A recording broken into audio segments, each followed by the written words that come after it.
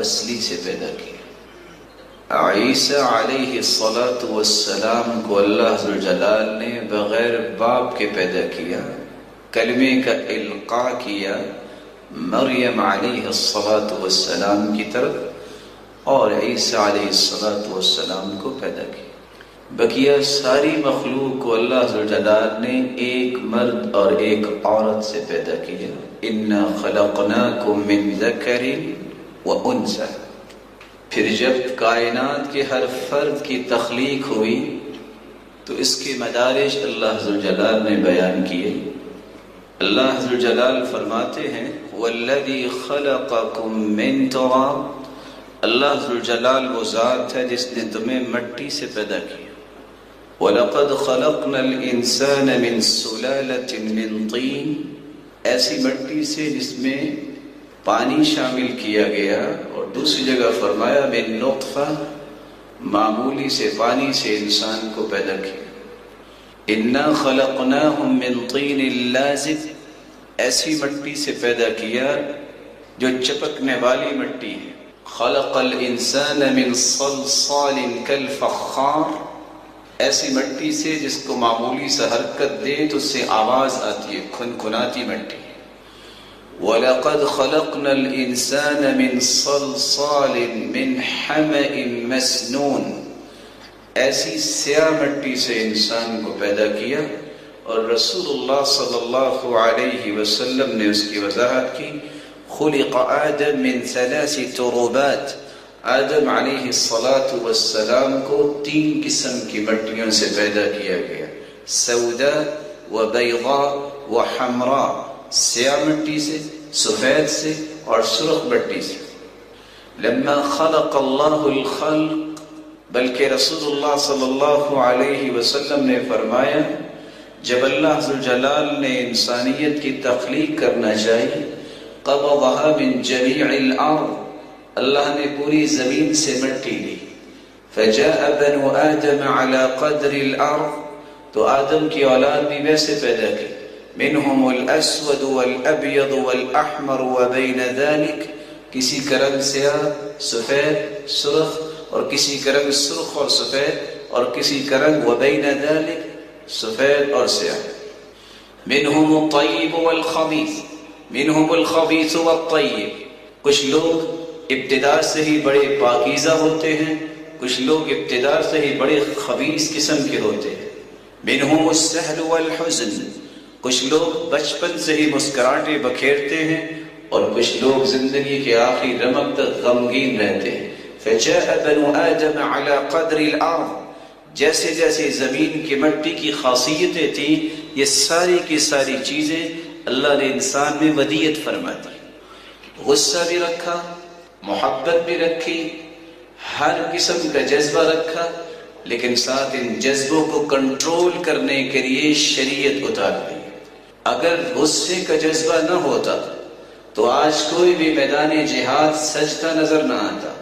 اگر محبت انسان کے اندر نہ رکھی جاتی تو کوئی ماں اپنے بیٹے کو دودھ پلانے کے لیے تیار نہ ہوتی، لیکن محبت، غصہ اور دیگر جذبات کو لائن پہ رکھنے کے لیے اللہ ذوالجلال نے شریعتوں کو اتارا۔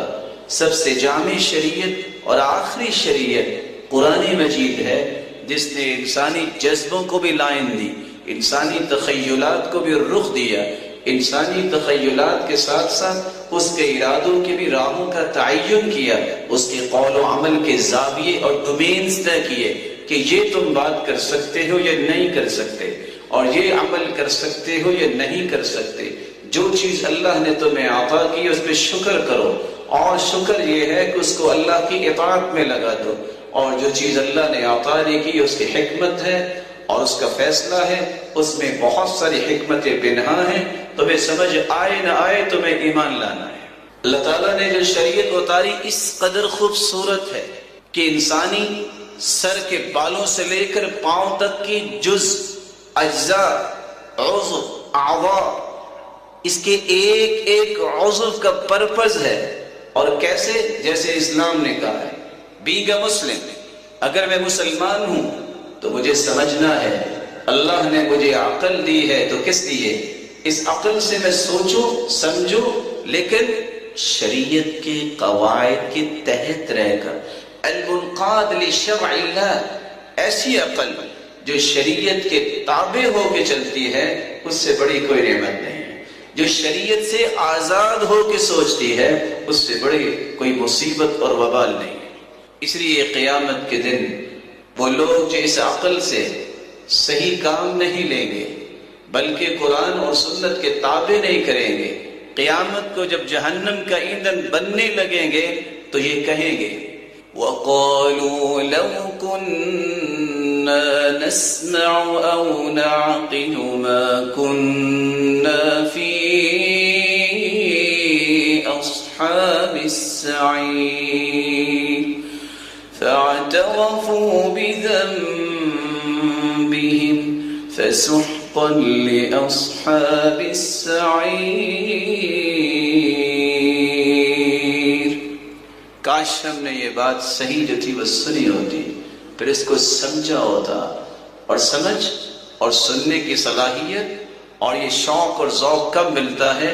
جب المنقاد لشرع اللہ، ایسی عقل جو شریعت کے تابع کی جائے، شریعت کی روشنی میں اس کی سوچ بنائی جائے، تب انسان سننے کی تڑپ بھی رکھتا ہے، ذوق بھی رکھتا ہے، سننے کے بعد سمجھتا بھی ہے، سمجھنے کے بعد ایکشنز اس کے سامنے آتے ہیں. جب وہ عقل کو شریعت کے تابع نہیں کرتا، پھر وہ سنی انسنی کر دیتا ہے، سمجھنے کی اسے ضرورت نہیں ہوتی، اور نتیجہ جہنم کا ایندھن بنتے وقت بھی اس کا اعتراف کرے گا. فَاعْتَرَفُوا بِذَنبِهِمْ، اپنے گناہوں کا اعتراف کریں گے، ہم نے سنا ہی نہیں تھا، کاش ہم نے سمجھا ہوتا، آج ہم جہنم کا ایندھن نہ بنتے. اللہ کے رسول صلی اللہ علیہ وسلم نے سر سے شروع کیا، بالوں کی بات آئی، اس کا کوئی مقصد ہے؟ من کان له شعر فلیکرمہ، جس کے بال ہیں اس کو چاہیے کہ اپنے بالوں کی عزت کرے. بالوں کی عزت کیا ہے؟ سنت کے مطابق بال ہوں. سنت کے مطابق بال کیسے ہیں؟ لمہ، جمہ، وفرہ، کانوں کی لو کے برابر یا کندھوں کے برابر یا کانوں اور کندھوں کے درمیان، تینوں میں سے کسی قسم کے بال آپ رکھ سکتے ہیں. لم يحفظ عن النبی صلی اللہ علیہ وسلم الحلق الا فی النسک، آپ نے صرف حج عمرے پہ ہی اپنے بالوں کو صاف کیا ہے، بصورت دیگر ایسی بات اللہ کے رسول سے ثابت نہیں ہے. ان بالوں کو سنت کے مطابق رکھا جائے، اس کا اکرام کی پہلی کیفیت یہ ہے. اور دوسری کیفیت یہ ہے اس کی ڈیزائننگ اور اس کا رخ وہ بنایا جائے جو شریعت نے بنایا ہے. وہ کیا ہے؟ سیدہ عائشہ رضی اللہ تعالی عنہ فرماتی ہیں صدعت من یافوخی وأوصل ناصیته بین عینی، میں جب آپ صلی اللہ علیہ وسلم کے بالوں میں کنگھی کیا کرتی تو میں کنگھی کو آپ کے ناک مبارک کے سیدھ سے داخل کرتی، آدھے بال دائیں طرف کر دیتی اور آدھے بال بائیں طرف کر دیتی. اور آپ نے یہ حکم دیا احلقوہ کلہ او اترکوہ کلہ، اگر آپ نے بال منڈوانے ہیں یا کٹوانے ہیں تو برابر منڈواؤ، یہ پیالہ کٹ ہے، یہ فلاں کٹ ہے. اس کا شریعت نے کوئی حکم نہیں دیا، بلکہ نہا رسول اللہ صلی اللہ علیہ وسلم عن القزع، اللہ کے رسول نے قزع سے منع کیا. فإنها طریقۃ اليہود، یہ یہودیوں کا طریقہ قرار پایا. قزع کیا ہے؟ کہیں سے بال چھوٹے اور کہیں سے بڑے کر لیے جائیں. آپ صلی اللہ علیہ وسلم نے اس سے منع کر دیا. رسول اللہ صلی اللہ علیہ وسلم پر قرآن نازل ہوا، سر کے بعد آنکھوں کا تذکرہ آتا ہے. یعلم خائنۃ الاعین وما تخفی الصدور، یہ آنکھیں بہت بڑی نعمت ہیں، اس کا استعمال بھی صحیح ہونا چاہیے. ان آنکھوں کی خیانت کو وہ جانتا ہے، دنیا دیکھ رہی ہے یا نہیں دیکھ رہی، اس کے بنانے والا دیکھ رہا ہے. اس لیے رسول اللہ صلی اللہ علیہ وسلم نے فرمایا ثلاثۃ لا ترى اعینهم النار، تین ایسے خوش نصیب ہیں ان کی آنکھیں آگ کو نہیں دیکھیں گی.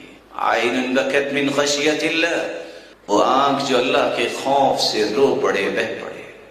وعین باتت تحرس فی سبیل اللہ، وہ آنکھ جو اللہ کی راہ میں پہرا دیتے ہوئے رات گزارتی ہے.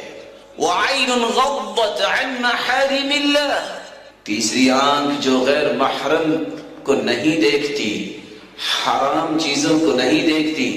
یہ 3 آنکھیں اور 3 آنکھوں والے ایسے مبارک لوگ ہیں، قیامت کے دن جہنم کی آگ کو دیکھیں گے. رسول اللہ صلی اللہ علیہ وسلم نے اس لیے فرمایا یہ دعا کیا کرو، اللہم انی اعوذ بک من شر سمعی ومن شر بصری ومن شر لسانی ومن شر قلبی ومن شر منی. اللہ میری آنکھ کی شر سے، میرے کان کے شر سے، میری زبان کی شر سے، میرے دل کے شر سے اور میری قوت باہ کی شر سے مجھے محفوظ فرما. اللہ نے کان دیے ہیں تو اس لیے اچھی بات سنی جائے، غیبت نہ سنی جائے نہ کی جائے. من رد عن اخیہ الغیبہ، جو شخص کسی کی غیبت کو دور کرتا ہے، من رد عن عرض اخیہ بالمغیبہ کان حقا علی اللہ ان یعتقہ من النار. جو کسی کی غیبت کو روکتا ہے خود بھی رکتا ہے، جس طرح اس نے مسلمان کی عزت کی حفاظت کی، اللہ اس کے چہرے کو اور اس کو جہنم سے آزاد کر دیں گے. رسول اللہ صلی اللہ علیہ وسلم نے فرمایا وَمَنِ اسْتَمَعَ إِلَىٰ قَوْمٍ يَكْرَهُونَ، اگر کوئی شخص ایسی بات سننا چاہتا ہے، چغلی، غیبت، ٹول لگاتا ہے، جاسوسی، تحسس، تجسس کرنا چاہتا ہے، قیامت کا دن ہوگا يَصَبُّ فِي أُذُنِهِ الْآنُكَ، اس کے کان میں تانبا پگھلا کر داخل کیا جائے گا. رسول اللہ صلی اللہ علیہ وآلہ وسلم نے صحابہ کرام کو یہی سمجھایا جو قرآن مجید کہہ رہا ہے یا ایھا الذین آمنوا اجتنبوا کثیرا من الظن ان بعض الظن اثم ولا تجسسوا ولا يغتب بعضكم بعضا. ایمان کا دعویٰ کرنے والوں، بدگمانی سے بچ جاؤ، جاسوسی سے بچ جاؤ، غیبت سے بچ جاؤ. یہ تمہارے کام نہیں ہے، اس سے شریعت نے منع کر دیا.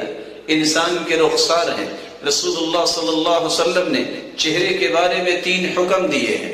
لعن اللہ الواشمات والمستوشمات والنامصات والمتنمصات المتفلجات المغیرات خلق اللہ. لعنت ہے ان عورتوں پر جو اپنے دانتوں میں سوراخ پیدا کرتی ہیں، فاصلہ پیدا کرتی ہیں تاکہ پتہ چلے کہ یہ مالدار عورت ہے. لعنت ہے ان عورتوں پر جو اپنے ان بالوں کو ڈیزائننگ کرتی ہیں اور منہ ڈالتی ہیں. اور لعنت ہے ان عورتوں پر جو پلگنگ کرتی ہیں یا تھریڈنگ کرتی ہیں. آپ صلی اللہ علیہ وآلہ وسلم نے لعنت کے الفاظ بولے ہیں اور ساتھ یہ فرمایا قرآن مجید میں اللہ تعالیٰ نے وَلَا تُصَعِّرْ خَدَّكَ لِلنَّاسِ.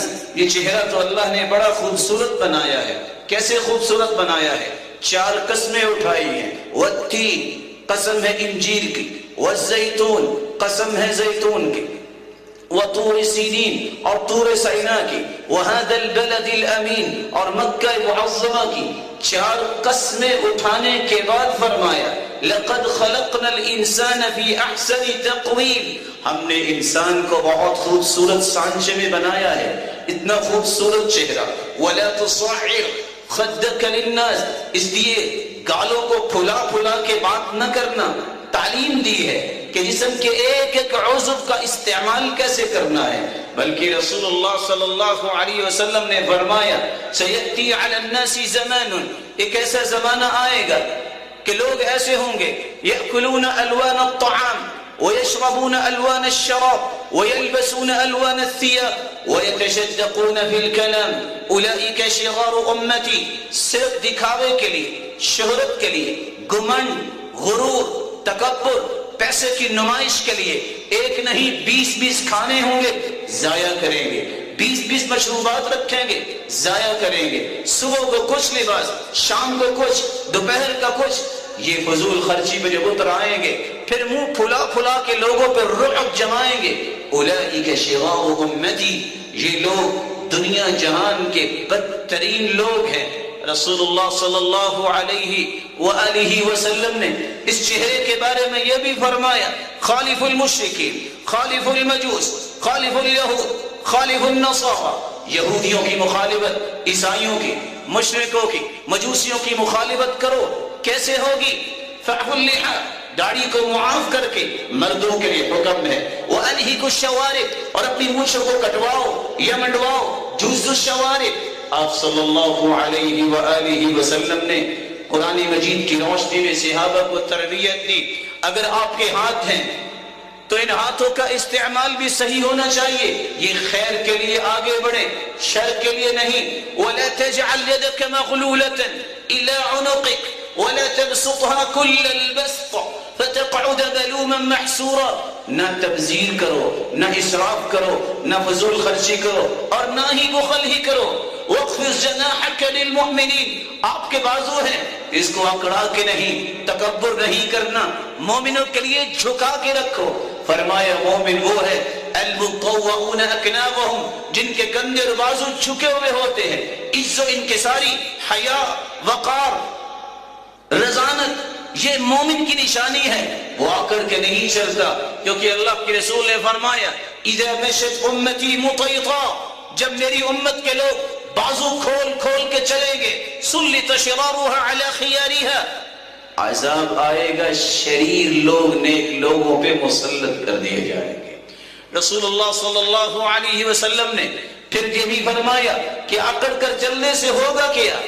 ایک شخص اکڑ کے ساتھ چلتا ہوا گھر سے نکلا، مرجل جمتہ، اپنے بالوں میں کنگھی کیے ہوئے، معجب نفسی، اپنے آپ کو دیکھ رہا ہے کیسا میں نے لباس پہنا ہوا ہے، فَهُوَ يَتَجَلْجَلُ بِهِ إِلَى يَوْمِ الْقِيَامَةِ، زمین کو اللہ نے حکم دیا اور اس نے پکڑ لیا اور وہ زمین میں دھنسنا شروع ہوا جو قیامت تک دھنستا ہی چلا جائے گا۔ رسول اللہ صلی اللہ علیہ وآلہ وسلم پر قرآن مجید نازل ہوتا ہے دل کے بارے میں، إِنَّ السَّمْعَ وَالْبَصَرَ وَالْفُؤَادَ كُلُّ أُولَئِكَ كَانَ عَنْهُ مَسْئُولًا، یہ آنکھ، یہ کان، یہ دل، اس کے بارے میں قیامت کا سوال ہوگا، کیا سنا، کیا دیکھا، کیا سوچا، ارادے صحیح رکھو، نیتیں پاکیزہ ہوں، تخیلات پاک ہو، حاشیہ تخیلات میں کوئی برائی نہ ہو، گناہ نہ ہو، بغاوت نہ ہو، شرک نہ ہو، کفر نہ ہو، خالص اللہ کی رضا کے لیے سوچ، ارادہ، اور اس کو نافذ کرنے کی دعا اور اس کو نافذ کرنے کی تمنا جب دل میں ہوتی ہے تو یہ دل اللہ کو پسند آتا ہے۔ رسول اللہ صلی اللہ علیہ وسلم سے سوال کیا گیا سب سے بہترین کون ہے؟ آپ نے فرمایا کل صدوق اللسان مخموم القلب، ہر سچا انسان اور مخموم القلب۔ پوچھا گیا یہ مخموم القلب کیا ہے؟ قال هو التقی النقی الذي لا اثم فيه ولا بغي ولا غل ولا حسد، ایسا متقی اور مستغنی انسان جس کا دل اتنا پیارا ہے، جس میں گناہ کے جذبات ڈیرے نہیں جماتے، جس میں بغاوت نہیں ہے، حسد نہیں ہے، بغض نہیں ہے، نہ ہی کسی کے ساتھ دھوکہ کرنے کے جذبات ہیں، یہ کائنات میں سب سے بہترین انسان ہے۔ رسول اللہ صلی اللہ علیہ وسلم پر قرآن اترتا ہے، پیٹ کا تذکرہ آتا ہے، فرمایا کھولو واشربو ولا تسرفو، کھاؤ ضرور، پیو ضرور، لیکن اسراف نہ کرو، اتنا نہ کھاؤ کہ بیماریاں اپنے ساتھ جوڑ لو، اور اتنا بھی اپنے آپ پہ ظلم نہ کرو کہ یہ ہاضمے کا سسٹم اپنا سسٹم کام کرنا چھوڑ دے۔ اسراف نہ کرو، نہ کھانے میں نہ پینے میں، بلکہ رسول اللہ صلی اللہ علیہ وسلم نے وضاحت دی ما ملأ آدمی وعاء شرا من بطنی، دنیا میں برتن تو بہت زیادہ ہیں، طرح طرح کے برتن، سب سے برا برتن وہ ہے جب انسان اپنے پیٹ کو بھر کے کھانا کھاتا ہے۔ بحسب ابن آدم لقیمات یقمن صلبا، آدم کی اولاد کے لیے اتنے لقمے کافی ہیں جس سے اس کی کمر درست رہے، کام کرتا رہے، اس میں کوئی ویکنس نہ ہو، اس کی ضرورت پوری ہو جائے۔ وَإِن كَانَ لَا مَحَالَ، اگر ضروری اسے کھانا ہی ہے تو اصول نہ چھوڑے۔ فَثُلُثٌ لِطَعَامِ، ایک حصہ پیٹ کا کھانے کے لیے رکھے، وَثُلُثٌ لِشَرَابِ، دوسرا حصہ پانی کے لیے رکھے، وَثُلُثٌ لِنَفَسِ، اور تیسرا حصہ سانس کے لیے رکھے. اپنے آپ کو ان اصولوں کو پامال کرتے ہوئے جو لے جاتے ہیں اور کہتے بھی سوچتے نہیں کہ تینوں حصوں میں کھانا تو لاؤ نا, پانی تو دائیں بائیں آ جائے گا, اور سانس کی کیا ضرورت ہے وہ آئے نہ آئے. ایسے لوگ ہمیشہ اپنی جان پہ ظلم کرنے والے ہوتے ہیں.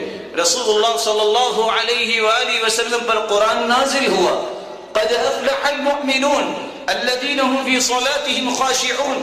فلاح پا گئے, کامیاب ہو گئے, کامران ہو گئے. کون سے لوگ جن کو مومن کہا جاتا ہے؟ مومن کون ہے؟ نماز کی پابندی کرنے والے, زکوٰۃ دینے والے, لغویات سے پرہیز کرنے والے اور اپنی شرمگاہوں کی حفاظت کرنے والے. رسول اللہ صلی اللہ علیہ وسلم نے فرمایا, من یضمن لی ما بین لحیی وما بین رجلی اضمن له الجنہ. کون ہے جو زبان کی حفاظت, شرمگاہ کی حفاظت کی ضمانت مجھے دیتا ہے؟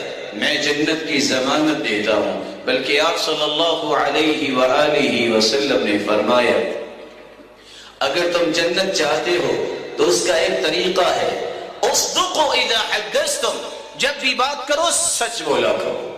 واوفوا اذا عاہدتم, وعدہ کرو تو وعدہ پورا کیا کرو. وادوا اذا اؤتمنتم, امانت تمہیں دی جائے تو خیانت نہ کیا کرو, حفاظت کیا کرو. وکفوا ایدیکم, اپنے ہاتھوں کو برائی سے بچا کے رکھا کرو. وغضوا ابصارکم, اور اپنی آنکھوں کی حفاظت کیا کرو, ان کو جھکا کے رکھا کرو. واحفظوا فروجکم, اور اپنی شرمگاہوں کی حفاظت کرو. تدخلون جنت ربکم, تم اپنے رب کی جنت کے مہمان بن جاؤ گے. رسول اللہ صلی اللہ علیہ وآلہ وسلم نے پاؤں کے بارے میں بھی مسلمانوں کو یہ بتا دیا, ما اسفل من الکعبین من الازار ففی النار. تم نے جو لباس پہننا ہے پہلے تو اسلامی لباس پہنو. من تشبہ بقوم فہو منہم, جو کسی قوم کی مشابہت اختیار کرتا ہے لباس میں بھی یا کسی بھی عمل میں, وہ انہی میں سے ہے. صحابی کہتے ہیں, رأى رسول اللہ صلی اللہ علیہ وسلم علی ثوبین معصرین فقال لا تلبسهما. اللہ کے رسول نے زرد رنگ کی دو چادریں مجھ پہ دیکھی, میں نے لباس پہنا تھا, فرمایا اس کو نہ پہننا.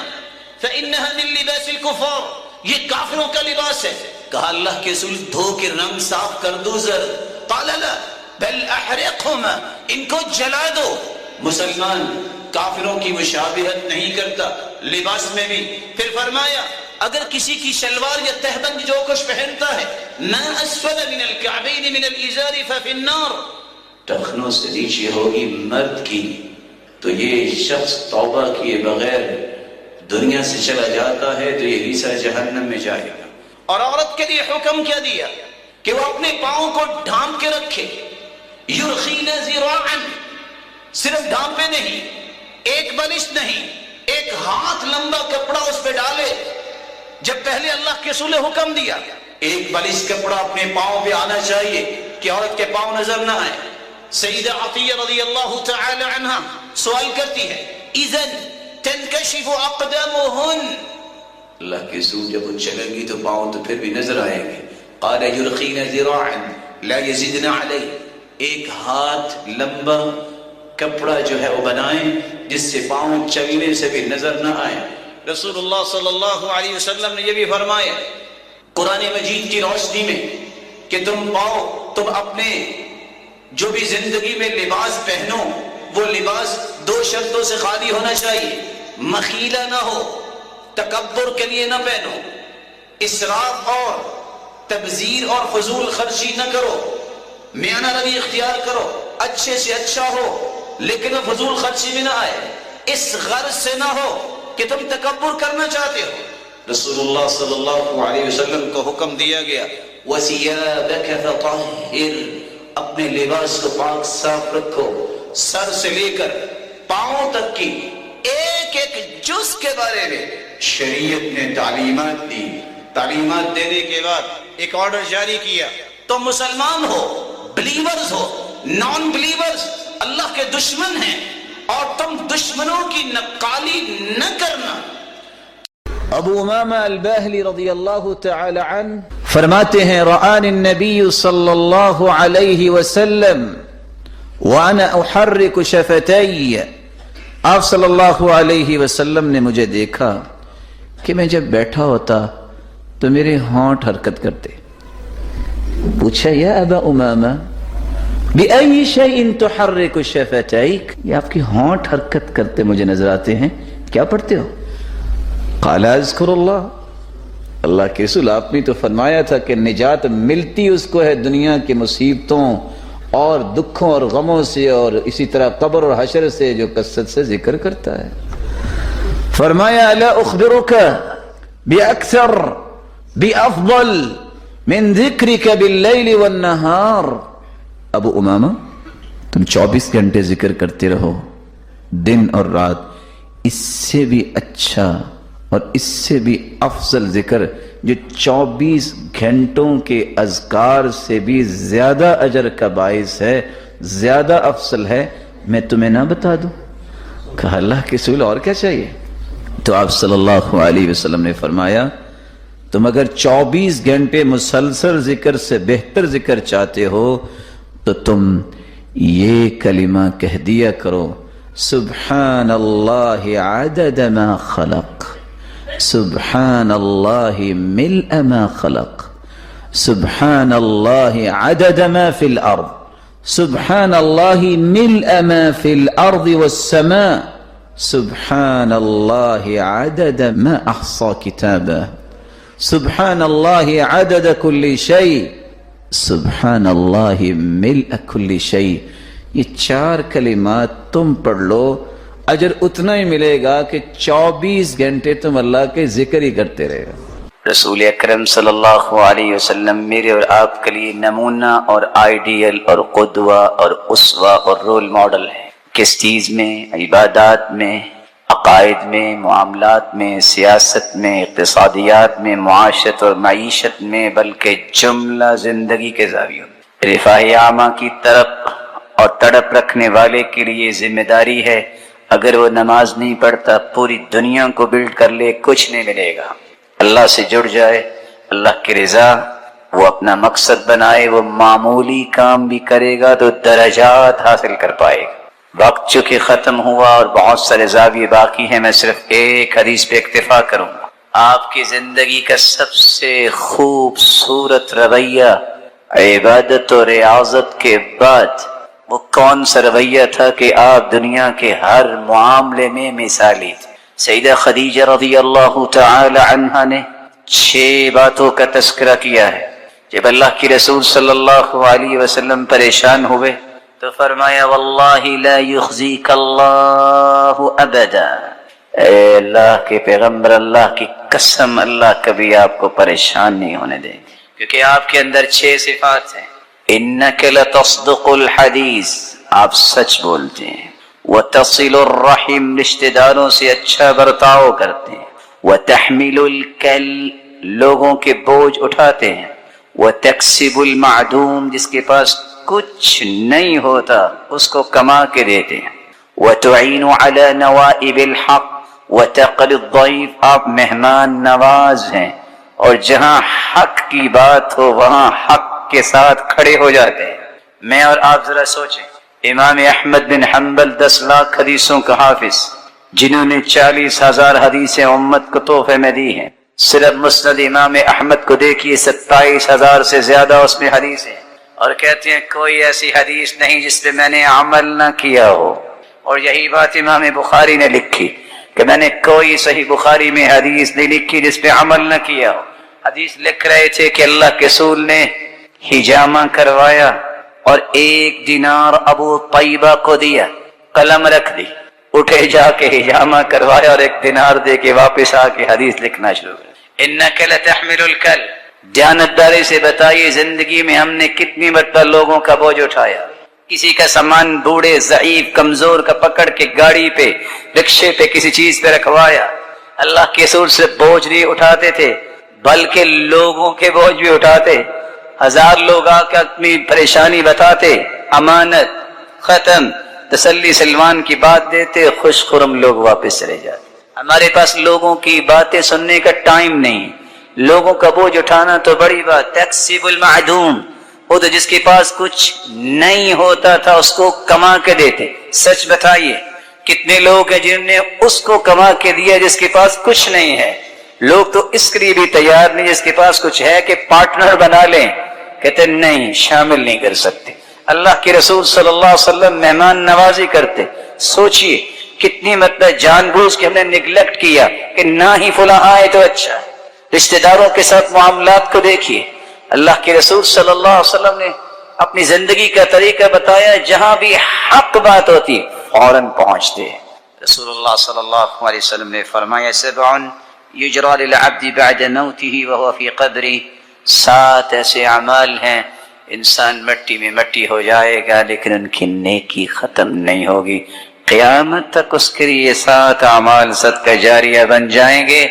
من علم علما ونشرہ، جو کسی کو علم سکھاتا ہے یا اس کی نشر و اشاعت کا کام کرتا ہے۔ عالم علم سکھاتا ہے، کوئی عالم نہیں بن سکا تو محروم نہیں ہوگا، اس عالم کے ساتھ کھڑا ہو جائے، اس کے علم کو دنیا تک پہنچانے کا بندوبست کرے، برابر کا شریک ہے۔ قرآن مجید، قرآن یہ قرأ یقرأ قراءة سے فعلان کے وزن پر ہے، جس کا مطلب ہے الجمع والضم والاجتماع، کسی چیز کو جمع کرنا، کسی چیز کو ملانا، کسی چیز کو اکٹھا کرنا۔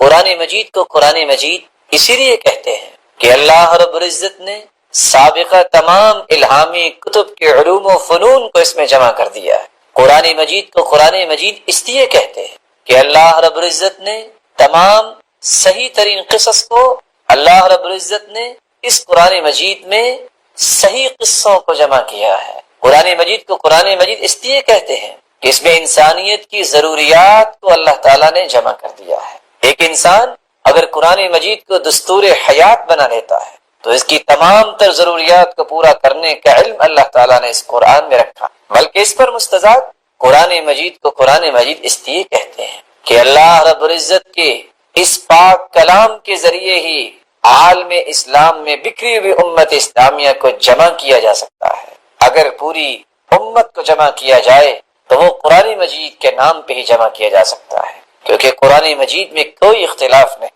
اور جو شخص قرآن مجید میں اختلاف کرتا ہے ہر مومن کو اس کے ایمان سے اختلاف ہو جاتا ہے۔ اللہ رب العزت نے اس قرآن کے اوصاف کو بیان کیا ہے۔ یہ قرآن مجید بہت بڑا ذکر ہے، ارشاد ربانی ہے، اِنَّا نَحْنُ نَزَّلْنَا الذِّكْرَ وَإِنَّا لَهُ لَحَافِظُونَ۔ اس ذکر کو ہم نے نازل کی اور اس کی حفاظت کی ذمہ داری بھی ہم نے اٹھائی۔ یہ ایسا آفاقی ذکر ہے، جس شخص کو یہ نصیب ہو جائے اللہ رب العزت اس کے تذکرے بھی دنیا میں پھیلا دیتے۔ یہ کتاب ہدایت ہے، ارشاد ربانی ہے، الف لام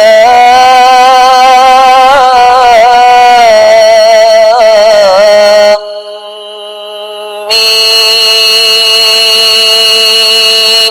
تلک آیات الکتاب الحکیم ہدی ورحمۃ للمحسنین۔ یہ اللہ کی نشانیاں، یہ ہدایت ہے، یہ رحمت ہے کن لوگوں کے لیے؟ جو احسان کرنے والے۔ اللہ رب العزت نے اس کو فرقان بھی کہا ہے، تبارک الذی نزل الفرقان علی عبدہ لیکون للعالمین نذیرا۔ بابرکت ہے وہ ذات جس نے اس کتاب فرقان کو نازل کیا، لیکون للعالمین نذیرا، تاکہ تمام جہانوں کو ڈرایا جائے۔ یہ فرقان کیسے ہے؟ قرآن مجید کی تعلیمات کو جو سیکھتا ہے اللہ رب العزت اس کے اندر صلاحیت پیدا کر دیتے، یہ حق و باطل میں تمیز کر سکتا ہے، یہ سچ اور جھوٹ میں تمیز کر سکتا ہے۔ یہ فرقان ہے۔ اللہ رب العزت جس کو یہ نعمت عطا کر دیتے ہیں وہ خود بھی فرقان بن جاتا ہے، وہ فرق کرنے لگ جاتا ہے کہ یہ اللہ نے ٹھیک کہا ہے اور یہ دنیا کہہ رہی ہے۔ وہ فرق کر سکتا ہے یہ حق ہے اور یہ باطل ہے، یہ صحیح ہے اور یہ سقیم ہے۔ اللہ رب العزت نے اس کو کتاب مبارک بھی کہا ہے، ارشاد ربانی ہے، وَهَذَا كِتَابٌ أَنزَلْنَاهُ مُبَارَكٌ مُصَدِّقُ الَّذِي بَيْنَ يَدَيْهِ هذا كتاب أنزلناه مبارك، اس کتاب کو ہم نے برکت والی کتاب بنا کے بھیجا ہے، نازل کیا ہے برکتوں والی کتاب کو۔ جس شخص کا تعلق اس کے ساتھ مضبوط و مربوط ہو جاتا ہے، اللہ رب العزت اس پہ بھی برکتوں کی برکھا برسا دیتے۔ اور دوسری جگہ فرمایا وَهَذَا كِتَابٌ أَنزَلْنَاهُ مُبَارَكٌ فَاتَّبِعُوهُ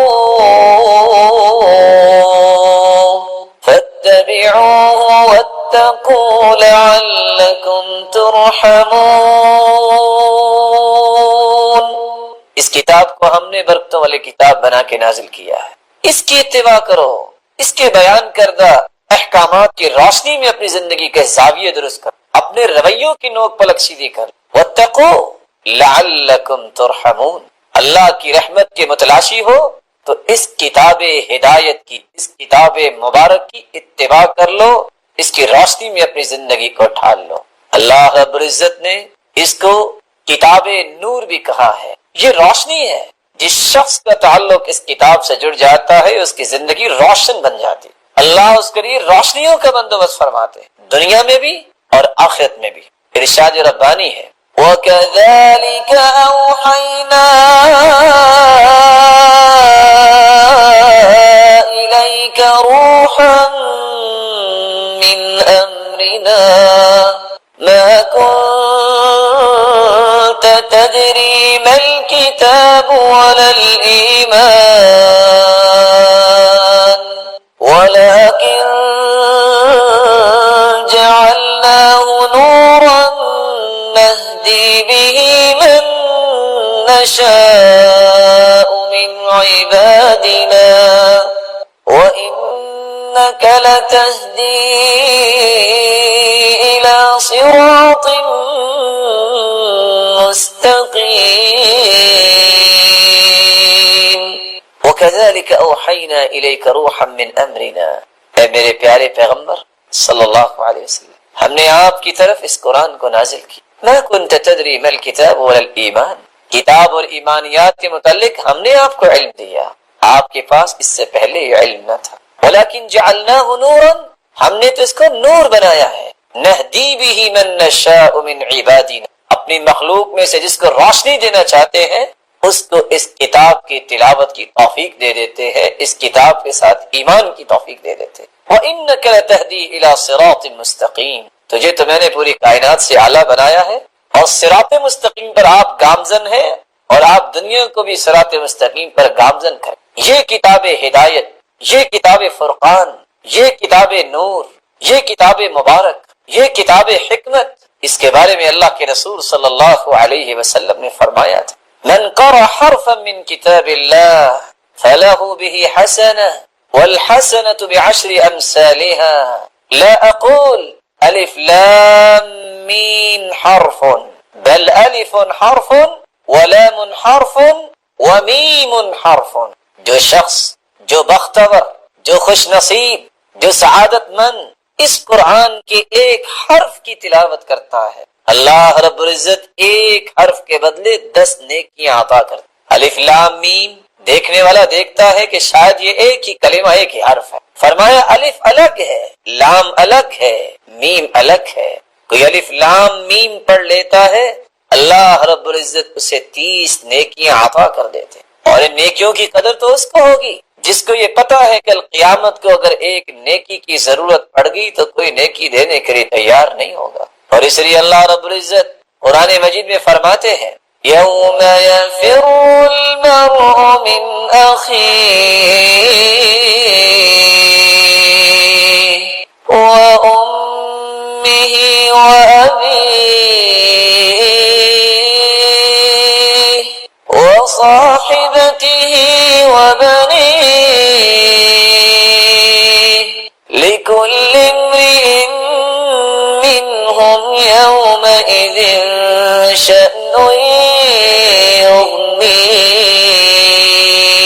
یغنیہ، اس دن تو بھائی بھائی سے بھاگ جائے گا، وامہ وابیہ، والدین کو انسان چھوڑ دے گا، وصاحبتہ وبنیہ، اپنی بیوی سے بھاگ جائے گا، اپنے بیٹوں کا انکار کر دے گا، ہر شخص کو اپنی ہی پڑی ہوگی، کوئی کسی کے لیے نہ سوچ پائے گا۔ بلکہ قرآن مجید میں اللہ رب العزت دوسری جگہ فرماتے ہیں یبصرونہم یود المجرم لو یفتدی من عذاب یومئذ ببنیہ وصاحبته وأخيه وفصيلته التي تؤويه ومن في الأرض جميعا ثم ينجيه۔ کل قیامت کو جب مجرم کو جہنم نظر آئے گی، یود المجرم لو یفتدی من عذاب یومئذ ببنیہ، وہ کہے گا اے اللہ میرے بچوں کو جلا دے، مجھے چھوڑ دے، وصاحبتی واخی، اے اللہ میری بیوی کو جلا دے، مجھے چھوڑ دے، میرے بھائیوں کو جلا دے، مجھے چھوڑ دے، وفصیلتہ التی تؤوی، میرے خاندان کو جلا دے جس کی طرف میں دوڑ دوڑ کے جاتا تھا، مجھے چھوڑ دے، ومن فی الارض جمیعا ثم ینجی، میرے مالک اگر تو راضی نہیں ہو رہا تو ساری دنیا کو جلا دے، مجھے چھوڑ دے۔ لیکن اللہ رب العزت قرآن مجید میں کیا فرماتے ہیں؟ کلا انہا